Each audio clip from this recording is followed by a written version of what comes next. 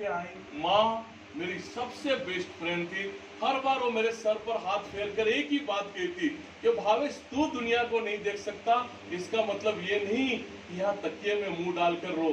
घर से बाहर निकल और कुछ ऐसा करने की कोशिश कर, कुछ हट के करने की कोशिश कर कि जिस दुनिया को तू नहीं देख सकता एटलीस्ट वो दुनिया तेरी तरफ देखने की शुरुआत करे। और अब बात निकली है संजय भाई, तो कुछ रिसर्च वाली बात भी बता दूं कि जब माँ सर पर हाथ फेरती है बाल यूं बड़े बड़े हो जाते हैं, लेकिन इसके विपरीत जब बीबी सर पर हाथ फेरती है मेरी हालत देख रहे कैसी हो रही है। माँ के आशीर्वाद ही थे कि 10th के बाद कुछ अलग करने के चक्कर में हमने टेंडम साइकिल बनाई with my one sighted friend, जिसको एक ही पैर है। उसका काम था हैंडल और ब्रेक संभालना, पीछे बैठ के मैं पैडलिंग करता और इस तरह से गोंदिया विदर्भ में पढ़ता था उन दिनों में। तो गोंदिया से नेपाल काठमांडू और वापस गोंदिया हमने 6000 किलोमीटर की साइकिल टूर की 45 दिनों में, 16 साल की उम्र में, जिसको लिम्का बुक के साथ और कई रिकॉर्ड बुक में दर्जा दिया गया। लेकिन ये तकलीफ, परेशानी, हर्डल, ये जो सत्य है कभी अकेले नहीं चलते, पूरे परिवार के साथ चलते हैं हर्षदा में। और ऐसा ही हुआ कि एक तरफ तो एमए इकोनॉमिक्स और एमए साइकोलॉजी की फर्स्ट क्लास की 2-2 डिग्रियां थी, लेकिन माँ नहीं थी। उन्हीं दिनों माँ का 4 स्टेज ब्लड कैंसर से निधन हो चुका था। 50-50 हजार के इंजेक्शन कीमोथेरेपी के लिए माँ के लिए मंगाए जाते थे। जो घर जमीन थी सब पौने दामों में बेचा गया। वैसे ही डेढ़ी तक तो दिहाड़ी मजदूर, रोज कमाओ रोज खाओ वाली बात थी। मैं इकलौती संतान, सिंगल चाइल्ड, और इन सब परेशानियों के चलते डैडी जिंदगी भर के लिए स्किज़ोफ्रेनिया के मरीज हो गए। उनको संभालना था। माँ के ट्रीटमेंट के लिए जो लाखों रुपए का कर्जा दोस्तों रिश्तेदारों से लिया हुआ था, शुरुआत में तो कुछ दिन वे भी शांत बैठे, लेकिन उन्होंने भी बाद में पठानी वसूली करनी शुरू कर दी। आगे बढ़ना था, डैडी को लेके आगे बढ़ना था। और बचपन से जो एक क्रिएटिविटी की चाह थी, और 14-15 साल की उम्र में कुछ फैंसी कैंडल्स मेरे हाथ में लगे थे, तब लगता था यही ठीक है। तो एमए की डिग्रियों के बाद Mumbai national association for the blind में मैंने कुछ महीने रह के एक बेसिक कैंडल बनाने की ट्रेनिंग ली, कुछ मसाज की भी ट्रेनिंग मिली। इन सब सर्टिफिकेट के साथ में मेरा होम टाउन महाबलेश्वर आया। मुझे तो 5000 रुपये चाहिए थे मेरी इस इंडस्ट्री को खड़ा करने के लिए, लेकिन माँ के ट्रीटमेंट के वक्त पहली दोस्तों रिश्तेदारों से काफ़ी कर्जा उठाया जा सका था। उन्होंने अपने दरवाजे मेरे लिए बंद कर रखे थे। सिर्फ एक बैंक की थी जो मुझे कर्जा दे सकती थी, लेकिन आप सब जानते हैं कि बैंकें उन्हीं को कर्जा देती है जिनको खरे अर्थ में उसकी आवश्यकता नहीं होती। और मेरे साथ यही हुआ। तो मसाज करते हुए आजू बाजू के होटल और रिसोर्ट्स में मैंने 5, 10, 20 रुपए जोड़ते हुए मैंने 5000 रुपये जमा किए, जो मुझे इस इंडस्ट्री को खड़ा करने के लिए चाहिए थे। और एक भाड़े के कमरे में सनराइज कैंडल की नींव रखी। बेचने के लिए महाबलेश्वर आप जानते हैं बहुत बड़ा टूरिस्ट प्लेस है, तो उसके मार्केट में एक भाड़े पे हैंड कार्ड लेकर दिन भर की बनाई कैंडल उस पर रखकर बेचने की कोशिश करता। लेकिन उस हैंड कार्ड पे एक में वो काम जो मैंने ठीक किया, वो मुझे लगता है कि जो भी ग्राहक आए उनको मैंने अपना ब्रांड एम्बेसडर बनाया, उनको मैंने अपने साथ दोस्त बनाने की कोशिश की, उनके साथ दिल से जोड़ने की कोशिश की। क्योंकि मेरे एमए इकोनॉमिक्स के हर प्रोफेसर ने मुझे एक ही सलाह दी थी कि देखो भावेश, तुम एक कच्ची गुजराती परिवार से आते हो जो अक्सर बिजनेस करने के लिए जाने जाते हैं, लेकिन तुम अपने नाम की तरह बड़े इमोशनल किस्म के इंसान हो। आगे चलकर बिजनेस करना है तो सिर्फ अपना दिमाग लगाओ और कोई बात सोचने की जरूरत नहीं है। आज सालों बीत गए कॉलेज छोड़े, लेकिन आज तक मैं उनको समझ नहीं पाया। मैं समझता हूँ बिजनेस तो क्या, किसी भी क्षेत्र में अगर सफल होना है तो दिमाग से ज्यादा उसमें अपना दिल लगाना बहुत जरूरी है। दिमाग भले प्रकृति ने सबसे ऊपर की मंजिल पे दे दिया, लेकिन कई बार संजोगवश वो जमीन से नीचे की बातें सोचने के लिए मजबूर हो जाता है। लेकिन मैं यकीन के साथ कहता हूँ कि दिल भले लेफ्ट में हो, वो सोचता हर बार राइट बातें हैं। इसलिए हर ग्राहक को मैंने दिल से जोड़ा। जब भी मैं उस हैंड कार्ड पे होता, मैं कस्टमर बिहेवियर पे काफी रिसर्च करता कि मेरे प्रोडक्ट को छूकर उनके आपस में क्या बातें चलती है। इस तरह से मैं अपनी मार्केटिंग की स्ट्रेटेजी तैयार करता। और एक इंडिविजुअल ग्राहक इन ऊंचाइयों तक हमें लेके जा सकता है, उसकी हम कल्पना भी नहीं कर सकते। ऐसा एक वाकया मेरे साथ में हुआ। उन दिनों हैंड कार्ड पे काफी अलग अलग किस्म के ग्राहक आया करते थे, और उनके जो बिहेवियर थे उससे मेरी मार्केटिंग की स्ट्रेटेजी भी तैयार होती। कई बार ऐसा भी होता कि कपल आता और जो वाइफ होती उसके हाथों से ढेरों चूड़ियों की आवाज आती होती, और हस्बैंड अपनी वाइफ को बड़ा इंसिस्ट करता होता कैंडल खरीदने के लिए कि देखो कितनी प्यारी कैंडल है, तुम्हारे माता पिता भाई बहन दोस्त रिश्तेदार सबके लिए खरीद लो। आप सब जानते हैं कि कोई भी हस्बैंड अपनी वाइफ को शॉपिंग के लिए इस तरह से इंसिस्ट नहीं करता। साथ में जा भी रहे होंगे मार्केट में और कहीं साड़ी की दुकान दिख गई दूर से हस्बैंड को, तो बातों में उलझाकर वाइफ को कब वो डेंजर जोन पार करा ले, उसकी फिराक में रहता है। लेकिन उस हैंड कार्ड पे उल्टा होता, वो चूड़ियों की आवाज और वो इंसिस्ट करना, तो बस मुझे समझ में आ जाता कि सामने खड़ा बंदा अभी नया नया शहीद हुआ लगता है, तो उसका अभी भी शादीशुदा जिंदगी का अनुभव है नहीं। और ऐसे एक कपल का आना और मेरे पूछने पे पता चला कि 10 दिन पहले उनकी शादी संपन्न हुई है। उस हैंड कार्ड पे एक छोटी सी कैंडल थी 60 रुपए वाली, उठा के मैंने उनको गिफ्ट दे दी।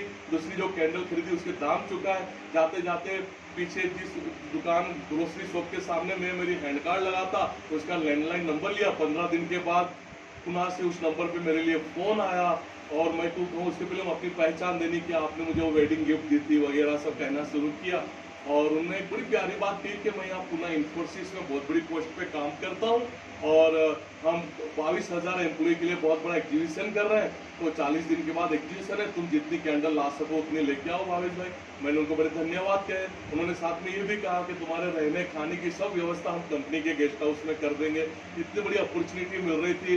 दिन रात मेहनत करके जो 50-60 डिजाइन उन दिनों में कैंडल्स में बनाता था, उसकी थप्पी लगाई, 2 गाड़ियां भरकर हम पहुंच गए। कुछ दोस्त भी थे साथ में वॉलेंटियर के तौर पर, उन्होंने सभी व्यवस्था कर रखी थी। लेकिन एक बड़ा प्यारा काम किया था कि हर एक एम्प्लॉय को उन्होंने मेरे प्रोजेक्ट के बारे में बता रखा था कि किसी और स्टॉल पे जाओ मत जाओ, उस कैंडल के स्टॉल पे जाना ही जाना। और उनकी इस नेटवर्किंग का ये फायदा हुआ कि 3 दिन में करीब करीब हमारी सब कैंडल खत्म हो चुकी थी। लास्ट दिन तो हमने कुछ सैंपल बता के रखे थे कि वो दिखा के हम ऑर्डर बुक कर रहे थे। और जब इन्फोसिस से वापस लौटे, कुछ 60 रुपए वाले फ्लावर ने ये कमाल किया कि करीब करीब 19 लाख रुपए का बिजनेस लेके हम लौटे। तो एक ग्राहक, आप सब तो एजुकेशन क्षेत्र से जुड़े हुए हैं, कितने विद्यार्थी आपके हाथ से निकलते हैं। आज एक होड़ सी मच चुकी है, हर कोई चाहता है कि बस वो सरकारी नौकरी मिल जाए और एक अच्छा पैकेज के साथ में हम का। लेकिन आज का जमाना स्टार्टअप का जमाना है, हम भी कुछ अपना काम शुरू करें, भले छोटा क्यों ना हो, लेकिन कहीं अपना काम शुरू करने की जरूरत है। और तब ये ग्राहकों के साथ का जो मैत्री भाव है वो हमें बहुत मददरूप होता है। लेकिन उस हैंड कार्ड पे ग्राहकों के साथ मैत्री करते करते एक ऐसी घटना हो गई जिसने मेरा पूरा जीवन ही बदल के रख दिया। नीता जी उन दिनों मुंबई से एज ए टूरिस्ट आई हुई थी, मुझे अकेला उस हैंड कार्ड पे देखकर उन्होंने 18 दिन रोज शाम को आके मुझे हेल्प की। काफी रिच परिवार से थी, 8-9 पेट्रोल पंप मुंबई में चलते थे। हर समर में वे लोग महाबलेश्वर आ जाते थे, 2-2 महीना बड़ा सा बंगलो लेके पूरे परिवार 20-25 लोग साथ में इकट्ठा रुकते थे। और उन्हीं दिनों समर में मेरी मुलाकात हो गई और रोज शाम के उन्होंने मुझे हेल्प करनी शुरू कर दी। और 19वें दिन गड़बड़ हो गई, शायद मेरी खूबसूरती काम आ गई, उनके तरफ से शादी का प्रस्ताव आ गया।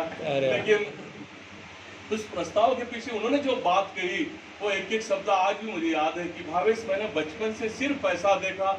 अक्सर लड़कियों के ब्याह बड़े घर में कर दिए जाते हैं, मुझे पैसों के सिवा कोई बात ही समझ में नहीं आई। लेकिन 18 दिन इस हैंड कार्ड पे आपके साथ काम करके मुझे खरे अर्थ में मेरी जिंदगी का गोल मिल चुका है। हम दोनों एक होते हैं और मिलकर ऐसे कई अनगिनत हमारे दृष्टिबाधित मित्र हैं जिनके लिए काम करने की जरूरत है। मैं उसको ना नहीं कह सका। हमने तो वहाँ फुटपाथ पे एग्रीमेंट कर ली, लेकिन वहाँ पीछे विलन बहुत थे, वो कहाँ मानने वाले थे। माता पिता कन्विंस हुए, लेकिन और जो रिश्तेदार साथ में आए थे उन्होंने शर्त रख दी कि अभी सगाई करते हैं, 1 साल के बाद शादी। उनको लगता था इस 1 साल में लड़की के सर से समाज सेवा का बुत उतर जाएगा, वो अपनी जगह मैं अपनी जगह। लेकिन मैं कहाँ मानने वाला था, हर हफ्ते मुंबई पहुंच जाता। अब एक स्ट्रीट होकर पैसे कहाँ से निकाले, पहले इतना कर्जा था तो आजू बाजू के जो स्ट्रीट होकर थे उनसे उधार के पैसे लेके मुंबई जाना। और उन उधार के पैसों में बॉम्बे जाते जाते मेरे दिल की हर धड़कन एक ही बात कहती थी कि सांसों में वो मेरे समाया भी बहुत लगता है, वो शख्स मुझे पराया भी बहुत लगता है। और तमन्ना यह है कि रोज उससे मिलने जाऊं, लेकिन क्या करूं, आने जाने में किराया भी बहुत लगता है। मैं समझता हूँ संजय भाई साहब के बैचलर कर भी रहे होंगे, लेकिन हो तो आप मेरी लाइनों को रट्टा लगा लो, आपको आने वाले दिनों में बड़ी काम आने वाली है जी। लेकिन आज 26 साल के बाद मैं नीता जी के लिए इतना जरूर कह सकता हूँ कि वो इतनी हंसी है कि मेरी खुशी का क्या जवाब दूं। खूबसूरती के पन्नों से उसको क्या खिताब दूं। कोई फूल होता तो जरूर माली से मंगवा लेता, जो खुद एक गुलाब है उसको क्या गुलाब दो। मैं नहीं चाहता था उन दिनों कि वो अपने घर से 1 रुपया भी लाए। मेरी इन भावनाओं की उसने बड़ी कदर की और महाबलेश्वर के स्कूल के क्लासरूम में दोस्तों को चाय शरबत पिलाकर हमने शादी संपन्न की। तीसरे चौथे दिन से उस हैंड कार्ड पे अपने काम करना शुरू किया। लेकिन एक गिल्ट, एक जिल्लत, एक शर्म बिल्कुल थी कि जिस मकसद के लिए हम जुड़े थे वो कहीं भी पूरा नहीं हो पा रहा था। हम यहाँ खुददारी स्वाभिमान की बड़ी बड़ी बातें करते और कभी लकड़ियां पटकते हुए और हमारे ब्लाइंड मित्र भिक्षा मांगते हुए निकल जाते। ये बड़ा दुखद होता। ऐसे ही 5 दोस्तों को हमने स्टॉल पे बुलवाया, उनसे दोस्ती करने की कोशिश की और उनको 300 रुपये रोज के देने, रहने खाने की व्यवस्था का वादा करके उस घटिया काम में से बाहर निकालकर हम शाम को घर पे लेके गए। उस छोटे से कमरे में किसी तरह से रात निकाली। दूसरे दिन हमने यहाँ पास में एक खेरे गांव में भाड़े का वर्कशॉप ले लिया 8 कमरों का, जिसमें 4 कमरे हमारे ब्लाइंड मित्रों के रहने के लिए और 4 कमरे मैन्युफैक्चरिंग के लिए। अब ये ब्लाइंड नेटवर्क इतना जबरदस्त होता है कि 5 के 25 कब हो गए हमें भी पता नहीं चला। रोज का पैसा देना था, वर्कशॉप का भाड़ा, खाने रहने की व्यवस्था करना था और बेचने के लिए वो छोटी सी हैंड कार्ड। अब काम आगे कैसे बढ़े, जो भी सेविंग्स थे बड़ी स्पीड में खत्म होने लगे।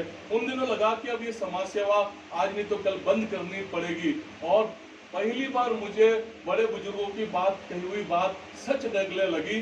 और जब भी मैं कुछ अलग करने की कोशिश करता कि तुरंत एक हथौड़ा चल जाता कि अपनी मर्यादा में रहो, जितनी चद्दर है उतनी पैर पसारना सीखो। उन दिनों तो ये सुनकर बड़ा गुस्सा आता, लेकिन जब ये प्रॉब्लम आई सामने तब लगा कि शायद वे ठीक ही कह रहे थे। वो शायद अपना कैलकुलेशन ज्यादा मुझसे ज्यादा अच्छी तरह से समझ पाते थे। दिमाग में तो उनकी कही हुई बात चल रही थी कि जितनी चद्दर है उतनी पैर पसारना सीखो, लेकिन दिल की गहराई से कुछ और आ रहा था कि ये क्या बात हो गई। उस एक निर्जीव चद्दर के लिए हम अपने सजीव पैर को क्यों तकलीफ दें। हमारे पैर जितने लंबे हैं उतनी बड़ी चद्दर बनाने की हम कोशिश क्यों नहीं कर सकते। और इन विचारों ने एक जबरदस्त ऊर्जा भर दी। उन्हीं दिनों रेडियो पे मैंने डॉक्टर अब्दुल कलाम साहब की एक बड़ी प्यारी स्पीच सुनी थी, जिसकी एक लाइन मुझे इतनी अच्छी लगी, जिसको मैंने अपना गुरु मंत्र बनाया कि इंतजार करने वालों के हाथ में उतना ही आता है जितना कोशिश करने वाले छोड़ दिया करते हैं। इस लाइन से प्रेरणा लेकर बड़े बड़े इंफ्रास्ट्रक्चर की राह न देखते हुए हमें जहाँ कहीं और एक टेबल स्पेस मिली, हमने तुरंत हमारा शोरूम खड़ा कर दिया। जहाँ कमरा मिला हमने मैन्युफैक्चरिंग शुरू कर दी। आजू बाजू के डिस्ट्रिक्ट से होते हुए आजू बाजू के राज्यों के ब्लाइंड मित्र हमसे जुड़ने लगे। अब सबको तो महाबलेश्वर लाना मुमकिन नहीं था, सबके फूड हैबिट्स, लैंग्वेज प्रॉब्लम अलग अलग थे। तो हमने उनके एरिया में जो टूरिस्ट प्लेस थे, फुटफॉल थे, वहाँ हमने हमारे रिटेल आउटलेट खोलने शुरू कर दिए और वहीं के एरिया के हमारे ब्लाइंड और दिव्यांग मित्रों को हमने मैन्युफैक्चरिंग का काम सिखाना शुरू किया। लेकिन कंपनी को डिजाइन इस तरह से किया गया कि कोई इसमें मालिक नौकर न हो। जितना मैन्युफैक्चरिंग का काम था सब नंग पे डाला गया, मार्केट पूरा डिडक्शन पे, बनाइए उतना आपका, बेचो उतना आपका।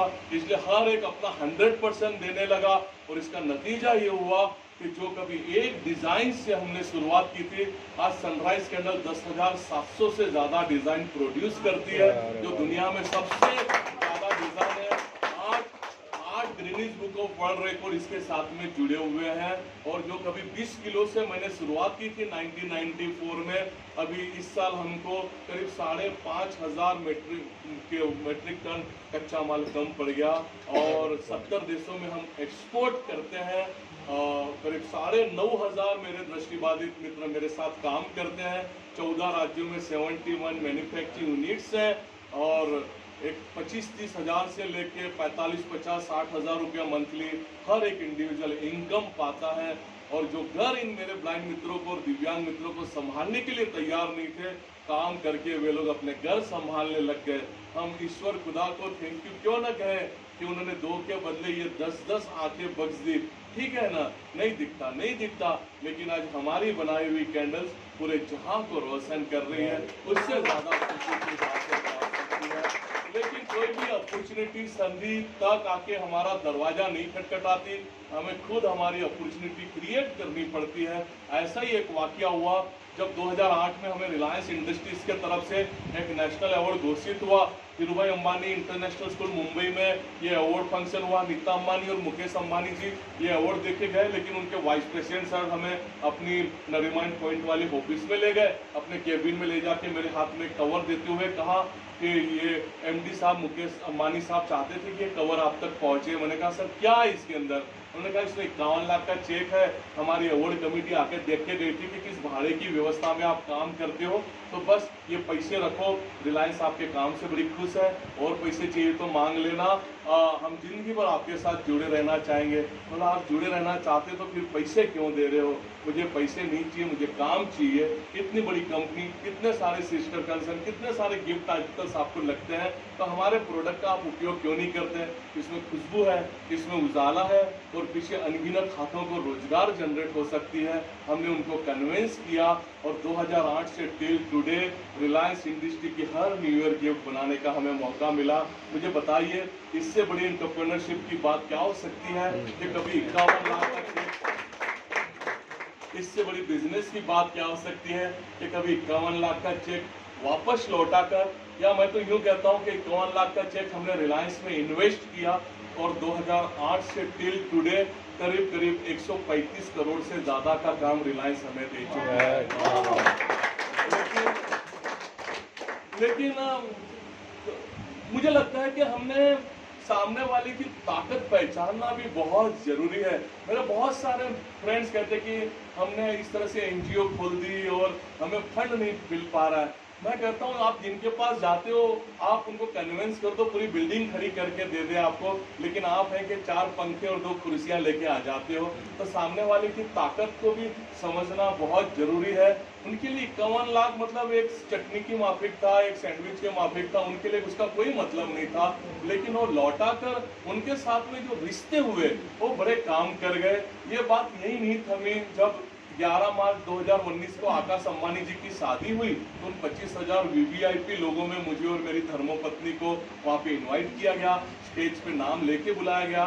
2018 में पीएम सर मोदी साहब ने मेरी बायोग्राफी जो प्रभात पब्लिशिंग ने दिल्ली में पब्लिश की हिंदी में, उसकी प्रस्तावना नीता अंबानी जी ने लिखी। 2020 में गवर्नर सर ने 15 दिसंबर को राजभवन में मराठी आवृत्ति पब्लिश की, उसकी भी प्रस्तावना श्रीमती नीता अंबानी जी ने लिख के दी। और अभी ये नीता मुकेश अंबानी कल्चर सेंटर का जो उद्घाटन हुआ तो उन वीवीआईपी लोगों में हमें भी बुलाया गया। और संजय सर उस दिन सेलिब्रिटी की हमारे स्टॉल पे ट्रैफिक जाम थी कि अगर सलमान खान को हम इनवाइट कर रहे हैं तो शाहरुख खान निकल जा रहे हैं, ऐसी हालत थी वहाँ पे। आप आगे वीडियो में देखोगे कि टॉम हॉलैंड से लेके सचिन तेंदुलकर जी हर कोई हमारे ब्लाइंड बच्चों के साथ में खड़े थे फोटो खिंचाने के लिए। मेरी वाइफ का नाम भी नीता है, वो अक्सर कहती है कि नीता भाटिया भी नीता अंबानी की तरह बड़ी खुश है। लेकिन एक बात मैं जरूर उसकी बातों के साथ जोड़ देता हूँ कि जिनकी धर्मपत्नी के नाम नीता होते हैं वो हस्बैंड सब एक्स्ट्रा ऑर्डिनरी होते हैं, फिर भावेश भाटिया हो या मुकेश अंबानी जी हो। लेकिन रिलायंस का परचेस ऑर्डर काम कर गया, सबसे ज्यादा काम रिलायंस के पीओ ने किया, और काफी फार्मास्यूटिकल और काफी cement manufacturers, builders, hotel groups ने हमको काम देना शुरू किया। 2014 में हमने किंगफिशर के लिए 3.5 लाख बियर मग बनाए थे, इस तरह से हुबहू बियर के शेप के, इस तरह से। अभी मुंह में पानी लाने की जरूरत नहीं है क्योंकि ये मोम का बना हुआ है और ये चिल्ड भी नहीं है ना। और हम सब एमआरए के स्टूडेंट हैं इसलिए हम पानी ला ही नहीं सकते हैं ना। हाँ जी, हाँ जी। तो ये इस तरह के 3.5 लाख पीस हमने संजय सर किंगफिशर के लिए बनाए थे। लेकिन हम ईश्वर खुदा को रोज सुबह उठकर कोटि कोटि धन्यवाद देते कि मालिया जी भागे उसके पहले हमारा पेमेंट देके गए। मैं अभी यहाँ पे नहीं होता, मैं अभी यहाँ आपके सामने नहीं होता, मैं मेरे बड़े भाई संजय सर के साथ में इंग्लैंड के चक्कर लगाता होता अभी जी। काफी मैनेजमेंट कॉलेज हाल के दिनों में हमें केस स्टडी करती हैं, दिल्ली आईआईटी से लेके अहमदाबाद आईआईएम तक वो रिसर्च करते हैं कि हम इसको बेच कैसे पाते हैं। और मैं उन तमाम विद्यार्थियों से यही कहता हूं कि बनाना ठीक है, आज नहीं तो कल हम वो स्किल सीख जाएंगे, लेकिन सबसे जरूरी है चीजें बेचना। हम दुनिया की कोई भी भाषा उठा लें तो उसमें हमें ये कहावत मिलेगी कि अगर बेच सकते हो तो फिर आप मिट्टी भी बेच सकते हो, अदरवाइज आप सोना भी नहीं बेच सकते हैं। तो मार्केटिंग सबसे जरूरी है। हमारे 9,500 से ज्यादा जो दिव्यांग और दृष्टिबाधित मित्र हमसे जुड़े हुए हैं, हम उनको बनाना बाद में सिखाते हैं, पहले बेचना सिखाते हैं। तो मार्केटिंग सबसे जरूरी है। हम कई बार कॉलेजों में भी अनुभव करते हैं कि हमारे जो विद्यार्थी हैं वो बड़े सहमे से खुद के बारे में भी उनको बोलो तो 2 मिनट से ज़्यादा बोल नहीं पाते, तो हम उनको पहले बोलना सिखाते हैं। हम उनको कस्टमर के साथ में जो अंदर एक हीन भावना या एक ऐसा इंफेरिटी कॉम्प्लेक्स या ऐसा लघुता ग्रंथि जो बंधी हुई है, उसको खोलते हुए हम सबके साथ उनको जोड़ना सिखाते हैं, सबके साथ दोस्ती करना पहले सिखाते हैं, फिर आगे के काम अपने आप ऑटोमेटिकली होने लग जाते हैं। 2012 में जो आमिर खान जी की पूरी प्रचलित सीरियल थी सत्यमेव जयते, उसकी आधे घंटे का पूरा एपिसोड यहाँ महाबलेश्वर यूनिट में बनाया गया। 14 में हमें पहला नेशनल अवार्ड दिया गया बेस्ट ब्लाइंड सेल्फ एम्प्लॉयमेंट का। 1969 से राष्ट्रपति पुरस्कार दिए जाते हैं प्रेसिडेंट ऑफ इंडिया के हाथों, लेकिन पहली बार कैंडल इंडस्ट्री के लिए हमें विज्ञान भवन में बुलाया गया और माननीय प्रणब मुखर्जी जी उन दिनों राष्ट्रपति महोदय थे, उनके हाथों हमें यह नेशनल अवार्ड दिया गया और बड़ी खुशी हुई कि चलो इस तरह से हम नेशनल स्तर पे सराहे गए। उन दिनों कुछ 6 हॉस्टल के काम इकट्ठा चालू थे ब्लाइंड बच्चों के रहने के लिए, और इतने हर्डल्स थे तो मैंने बड़ी सी पोनी डाली हुई थी कि जब तक बच्चे रहने नहीं आएंगे मैं बाल ही नहीं कटाऊंगा, और वो पोनी बांध के गया था। वैसे मेरे हेयर स्टाइल से किसी को कोई आपत्ति नहीं थी, हर कोई कहता था कि बड़ा खूबसूरत दिखता है, लेकिन मेरी धर्मपत्नी के सब रबर बैंड मैं गायब कर दिया करता था उन दिनों। लेकिन दिल्ली से लौटकर मैंने उन तमाम स्ट्रीट होकर को ढूंढा जिन्होंने कितनी बार वो जगह खाली कराने के लिए मेरी हैंड कार्ड फेंक दी थी, क्योंकि ये चीज की मारामारी, वो कहते तू निकलेगा तो कल से हमारा दोस्त रिश्तेदार आके यहाँ से उस चप्पल स्ट्रॉबेरी की दुकान लगा देगा, और मुझे वहां से हटाने के लिए मेरी हैंड कार्ड तक फेंक दी जाती। लेकिन दिल्ली से लौटकर मैं उन तमाम स्ट्रीट होकर के घर गया, उनको मिठाइयाँ दी, उनको गले मिला, और उनको मैंने एक बात जरूर कही कि आपने मेरी हैंड कार्ड फेंकी नहीं रही थी तो मैं राष्ट्रपति भवन तक पहुंच ही नहीं पाता। आपने मुझे और मजबूत कर दिया कि दुनिया इधर की उधर हो जाए, मैंने ये काम करना ही करना है। स्वामी विवेकानंद जी इस मानसिकता पे बहुत प्यारी बात कहते थे कि जिस राह पे हम चल रहे हैं और उसमें रुकावटें नहीं आ रही तो समझो राह ही गलत है। और इसके लिए मैं इतना जरूर कहना चाहता हूँ कि मुश्किलों से भाग जाना, अरे मुश्किलों से भाग जाना आसान होता है, हर लम्हा एक नया इम्तहान होता है। डर कर जीने वालों को कुछ नहीं मिलता जिंदगी में, जो लड़ कर जीते हैं उनके कदमों में जहान होता है। तो हम संघर्षों से लड़े, न कि पीठ दिखाकर भागने की कोशिश करें। 2016 में हमें 58,000 नॉमिनेशन में से एम्प्लॉयर ऑफ द ईयर के लिए चुना गया ओपन कैटेगरी में। बड़ी खुशी हुई कि चलो इस तरह से भी सराहे गए। और 2019 में रोल मॉडल इंडिया का 3रा नेशनल दिया गया, और उन दिनों माननीय राष्ट्रपति रामनाथ कोविंद सर ने मुझे और मेरी वाइफ को दरबार हॉल में चाय पे बुलाया था। ये किसी नोबेल पारितोषिक से कम नहीं था, लेकिन उस छोटी सी हैंड कार्ड से यहाँ तक का जो सफर है, मैं समझता हूँ उसमें एक ही शब्द काम आया और वो था हार्डवर्क। मैं सभी से कहता हूँ कि एक सही एंगल पे, सही दिशा पे या सही डिग्री पे अगर हार्ड वर्क किया जाए तो सही डिग्री के हार्ड वर्क के सामने हार्वर्ड की कई कई डिग्रियां फीकी पड़ सकती है। अभी आप मुझसे पूछोगे जरूर कि ये सही डिग्री का हार्ड वर्क मतलब क्या। तो दोस्तों ऐसा है कि 4 बोतल वोडका रात को उड़ेली और फिर वो बोट को हले से मार रहे हैं, और सुबह जब नशा उतरा, उजाला हुआ, तब पता चला कि बोट के साथ रस्सी जो पेड़ को बांधी हुई थी वो रस्सी खोलना ही भूल गए थे। तो ये फिजूल का हार्डवर्क है, इससे कोई हासिल नहीं होने वाला। बस सही डिग्री पे हार्डवर्क करना बहुत जरूरी है। और इस हार्डवर्क, इस मेहनत पे मैं इतना जरूर कहना चाहूँगा कि ये जो दिया होता है मोमबत्ती संजय भाई साहब, इस समा भी हवा में रोशन हो सकती है, समा भी हवा में रोशन हो सकती है। कश्ती तूफानों से निकल साहिल से जुड़ सकती है। आज जो छोटी टहनी है कल लंबी पतवार बन सकती है। आग की छोटी चिंगारी आग की ऊंची दीवार बन सकती है। मिट्टी जो रौंद दी गई पैरों तले वह कल ऊंची मीनार बन सकती है। बस तू एक बार मेहनत कर ले मेरे दोस्त, तेरी भी किस्मत बदल सकती है, तेरी भी किस्मत बदल सकती है। मेहनत का कोई अल्टरनेट नहीं, बस हम मेहनत करके आगे बढ़े और स्टेप स्टेप करके आगे बढ़े। लेकिन आज यूथ को हम अनुभव करते हैं, उसको लगता है कि लिफ्ट में जाए, बटन दबाए और रातों रात टॉप फ्लोर पे पहुंच जाए। लेकिन ये स्टेप स्टेप करके आगे बढ़ने की जो खुशी है वो बहुत बड़ी है। हमने हमारे चारों ओर नहा की एक्सक्यूज और बहानों के ऐसी दीवार खड़ी कर दी ना कि मुझे दिखता नहीं, सुनाई नहीं देता, मुझे याद नहीं रहता, मैं गरीब परिवार से, मैं किसान के घर से। और आजकल तो देश के कोने कोने में बड़ा लेटेस्ट बहाना चला हुआ है कि मुझे आरक्षण नहीं मिला इसलिए मैं पीछे रह गया।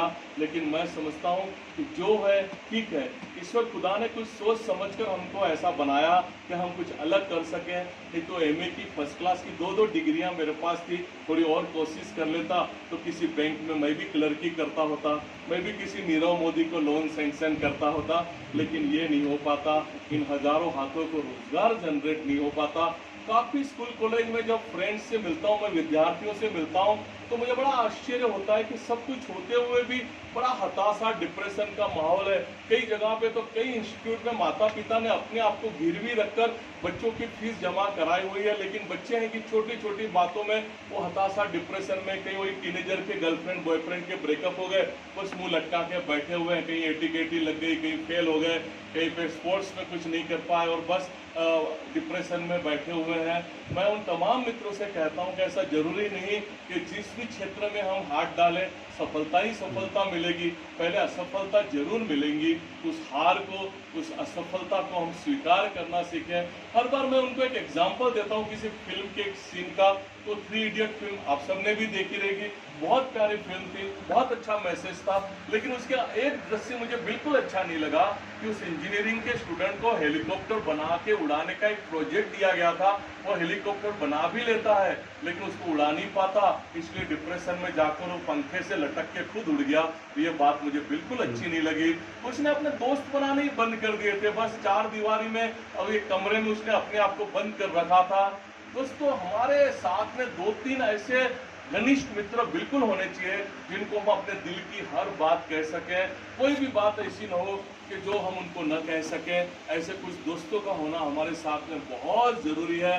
और फिर भी आपके माध्यम से उन तमाम विद्यार्थियों को मैं एक बात जरूर कहना चाहूँगा कि कभी भी जिंदगी में ऐसा कोई पल आए तो हम चाबी के उस गुच्छे को याद कर लें जिसमें 40-50 कितनी भी चाबियां हो, लेकिन कई बार उसकी आखिरी चाबी भी ताला खोल देती है। तो हम अंतिम क्षण तक प्रयत्नशील रहें। और जो आज भी ये हताशा, डिप्रेशन के माहौल में है, उनको मैं ये जरूर कहना चाहता हूँ कि होके मायूस न कभी ढल जाना, होके मायूस न कभी ढल जाना, शाम के अंधेरे की तरह जीवन एक सुबह है, रोज उगते रहो भोर के सूरज की तरह, हर दिन एक नया दिन। और आपको चलते चलते एक बहुत प्यारी बात बता दूं, बहुत महत्वपूर्ण बात बता दूं कि अभी जो मैंने 2 लाइन कही थी बड़ी जबरदस्त थी। आप सो नहीं गए हो तो आप ताली जरूर बजा सकते हो इसके लिए। क्योंकि पीछे वो क्या रहा है कि आप अभी एमआरए का बड़ा प्यारा लंच लेके आए हो और पीछे से कूलर की आवाज आ रही है ना, और तो आपको नींद आना स्वाभाविक है, मेरे को ऐसा लगता है। हमारे संजय भाई साहब बहुत ध्यान रखते हैं। ये हार्डवर्क वाली जो शायरी थी ना, अगर इसमें पूरी प्रतिबिंबित होती है तो हमारे संजय भाई साहब थे। सुबह से रात तक वो एमआरए में सभी मेहमानों के व्यवस्था में लगे रहते हैं, इतनी कड़ी मेहनत करते हैं सालों से। उनके अभी बात थोड़ी निकली तो बता दूं कि कुछ 3 साल पहले माताजी का निधन हुआ और ऐसे ही बड़े ग्रुप से तो चौथे दिन और सब जो कर्मकांड से सब निपटा के चौथे दिन संजय भाई उन मेहमानों के लिए जबरदस्ती चेहरा हंसता हुआ रखकर और सबकी सेवाओं में लगे। इससे बड़ी निष्ठा अपने काम के प्रति और कौन कर सकता है, ये संजय भाई कर सकते हैं। मैं बात आगे को चलाऊं तो मैं बताना चाहूँगा कि महात्मा गांधी जी के 3 बंदरों वाली बात जो आप सबने हमने बचपन से सुनी कि बुरा मत देखो, बुरा मत बोलो, बुरा मत सुनो। लेकिन मेरी व्यक्तिगत राय है कि उन 3 बंदरों के समूह में एक और बंदर को शामिल करने की ज़रूरत है और वो है बुरा मत सोचो। क्योंकि जैसा हम सोचते हैं ना, बिल्कुल हमारे साथ ऐसा होता है। एक ताकत इस पृथ्वी पे बिल्कुल है जो हमारे विचारों को पूरा करने के लिए तत्पर होती है। तो फिर हम अच्छा क्यों न सोचें, पॉजिटिव क्यों ना सोचें, एनर्जी क्यों ना सोचें।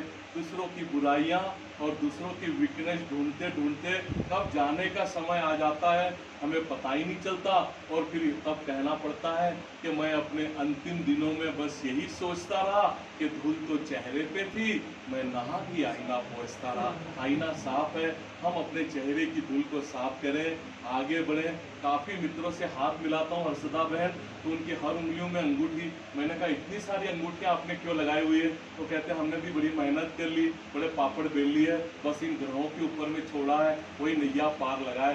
वापस मुझे बताते भी हैं कि देखो ये लाल वाला मंगल का, सफ़ेद वाला इस दुनिया भर के पत्थर के टुकड़े उन्होंने अपने रिंग्स में लगाए हुए हैं। मैं उनसे कहता हूँ भाई ये छोटे छोटे पत्थर के टुकड़े और वहाँ वो करोड़ों करोड़ों करोड़ों किलोमीटर दूर के ग्रह तुम्हारा क्या अच्छा बुरा करेंगे? उनको और कोई काम धंधा नहीं है क्या कि छोड़ छाड़ के तुम्हारी अच्छाई के लिए लग जाएंगे? जो कुछ अच्छा बुरा करना है हमने खुद ने अपना करना है। वामन राव पै क्या खूब कहते हैं कि तुझे जीवनाचा शिल्पकार, बार का कोई धागा तावीज गिरा के हमारी जिंदगी नहीं संवार सकता। जो कुछ करना है हमने खुद नहीं करना है।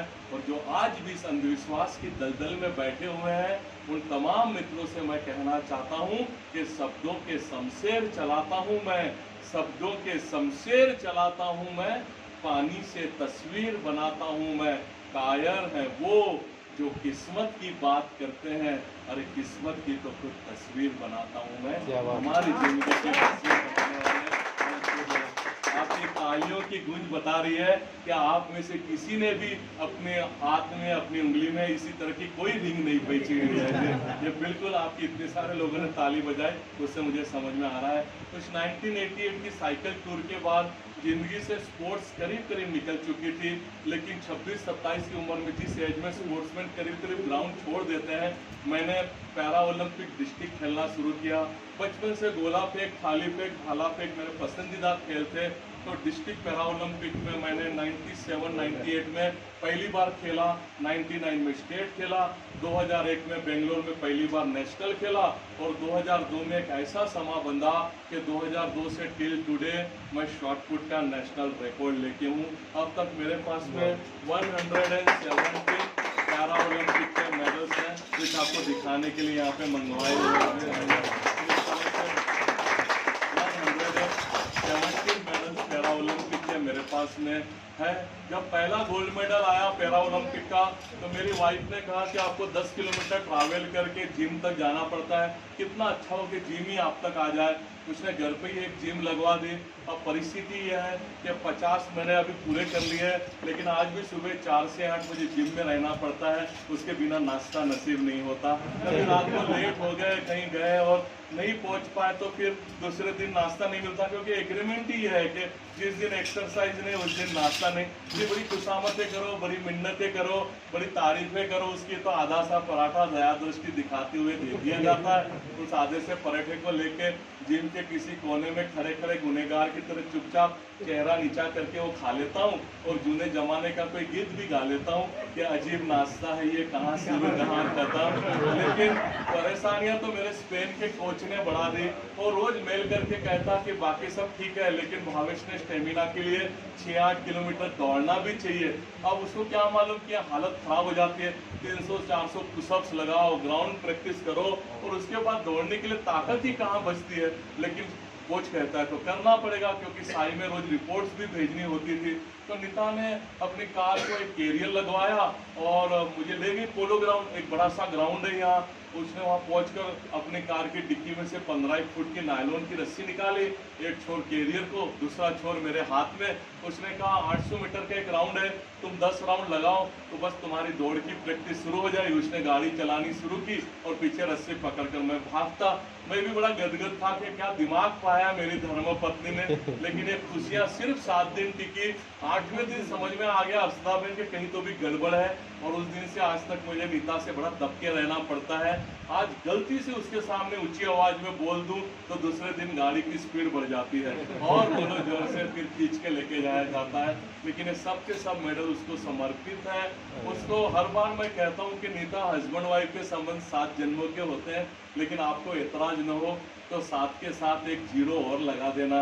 इसी हॉल में सुबह को हम सब असेंबल होते हैं प्रार्थना के लिए, फिर सब अपने अपने काम पे लग जाते हैं। लेकिन हम प्रार्थना में ईश्वर खुदा से यही दुआ करते हैं कि इन छोटी छोटी सफलताओं से ऐसा न हो प्रभु के हम हवा में उड़ना शुरू करें, बस हमारे पैर जमीन से जोड़े रखें। प्रकृति भी कितना सुंदर हमें सिखाती है कि जब पेड़ों को फल लगते हैं, ब्रांचेस झुकती हैं, तो हमारे व्यक्तित्व को भी जब सफलताओं के फल लगे, हमने झुकना बहुत जरूरी है। लेकिन कुछ मानसिकता ऐसी भी होती है कि कहीं छोटी सी सफलता हाथ लगी नहीं और वो लगे हवा में उड़ने।